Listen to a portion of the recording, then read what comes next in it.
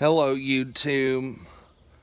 This is Jason Benton. Just wanted to let you know that I got a lava burst Buckeye tree from Ohio Buckeyes. See the little spikes on the Buckeyes? So cool, dude. And then I got some other ones that are growing in that pot. Heck yeah, dude. We're gonna have a whole Buckeye forest back here. And just look at them. They're so cute. Heck yeah, dude. And then I got some more in that green pot over there. Got one in that pot. So I got quite a few of them.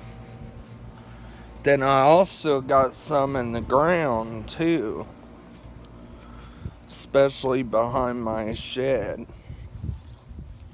There's my apple tree and my maple tree. Nice and big, love it.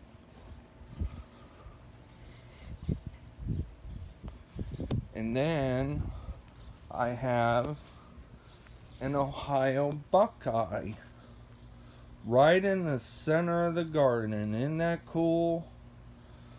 Alright, YouTube, don't forget to like, subscribe, don't forget to hit post bell and notifications, and peace out. Bye. Bye, YouTube. Bye.